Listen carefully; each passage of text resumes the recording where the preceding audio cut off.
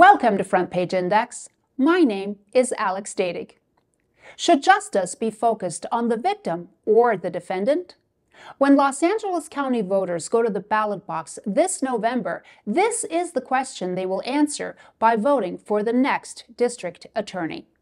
The choice before them is sitting District Attorney George Gascón or his challenger, Nathan Hochman, who is leading the race in the polls. Restorative justice is a model for resolving crime, and it is offered by the current administration to victims and offenders. It is an unconventional approach to crime by allowing victims to choose if they want to participate in the process.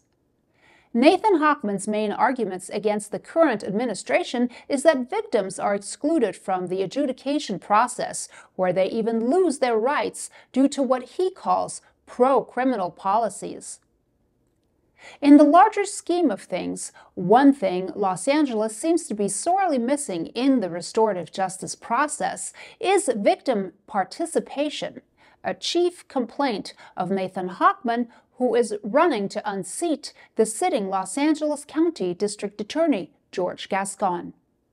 Hochman believes in what he calls the hard middle, which Hochman says is to analyze each case individually, focusing on the defendant, the crime committed, and the impact on the victim. Hochman says this approach will determine who the true threats are to our public safety. I went to Inglewood City Hall, where Assemblymember Tina McKinnor chaired the California State Assembly Select Committee on Restorative Justice Informational hearing.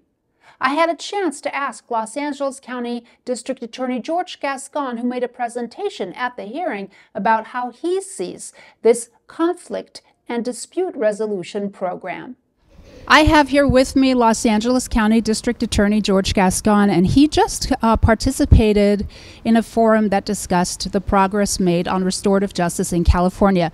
What did you tell the forum today? Yeah, what I did is we talk about, number one, the benefits of restorative justice. We discussed very quickly some data that supports continuing, and then what we're doing in LA. So basically, I talk about, when it comes to the benefits, I talk about the victims, I talk about the community, and I talk about public safety.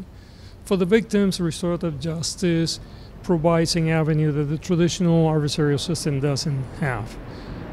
This is a process where you have the victim and you have the offender in the same room. It's a facilitated conversation where the offender actually admits that he or she committed the harm.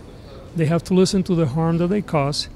And then there is a conversation around how does the offender help repair the harm.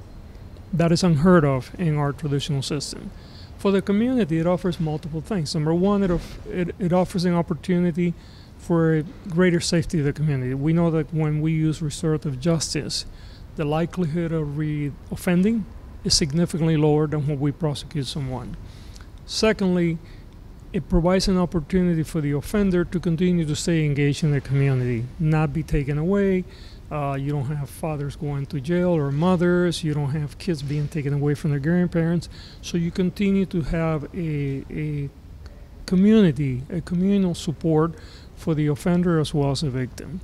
And then when it comes to safety, because there is such a higher level of success, we know that when we have a case that is processed through a RJ model, generally the failure rate is somewhere around 10% as opposed to 40-50% under the traditional model. So that means that it's actually less crime in our community.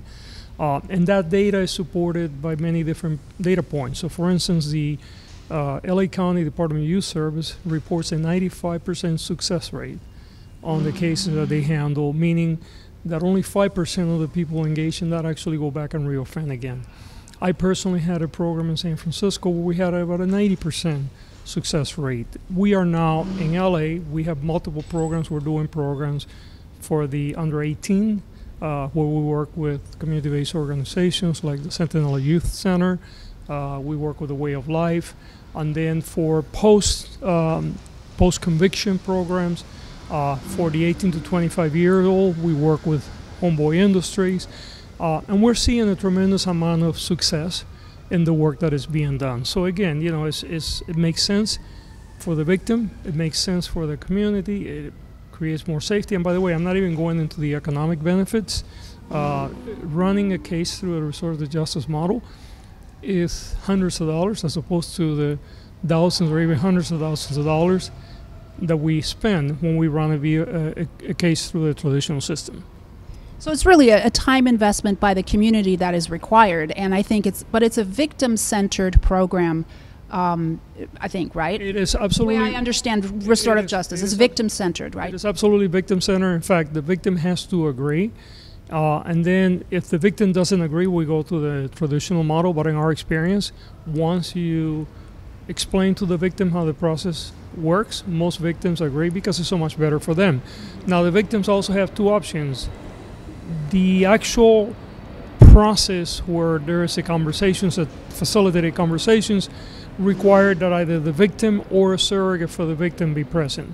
Now, some victims say, I want to be there. I want to face this person. I want this person to know the harm that they cause. There are other victims that say, look, I agree to go through the process, but I don't want to be in the room. And then in those cases, the community-based organization that runs the program will bring a surrogate victim, somebody that has been trained, that knows actually how to convey what occurred to this victim. They actually familiarize themselves with the case, but then they also bring all this other wealth of knowledge about how to get through to the offender. But then you have this process that needs to take place, right? Where you have, does your model have breakout groups where you have an overall discussion of what happened, and then you have breakout groups where negotiation takes place and you come back? And because getting the victim to understand what the options are and getting to the offender to understand how to be honest without fear of punishment, that's a very complicated kind of a tightrope you have to walk. How do you deal with that? Yeah, well, first of all, you know, it's important to know that actually police and prosecutors are not in the room, right? Because our role only, it comes up to the point of turning over the parties to then the people that are going to manage the process, which are trained facilitators. There's a great deal of facilitation that goes on even before there is a hearing. Right, so there is a facilitator that works with the victim. There's facilitators that work with offenders. There's a lot of negotiating that goes on before the actual event takes place. And then when people start coming to the room, they already know what they're coming in for. And then there is that conversation, a face-to-face conversation, that admission of causing harm, and then the discussion about reparation. Encountering the criminal justice system no longer means what it used to. In the old days, offenders knew what would likely happen if they were to be caught committing a crime. They would get a ticket, pay a fine, go to traffic court, get probation, or go to jail or prison. Pretty much everyone understood the basics of crime and punishment. You could go through the process and then get on with your life.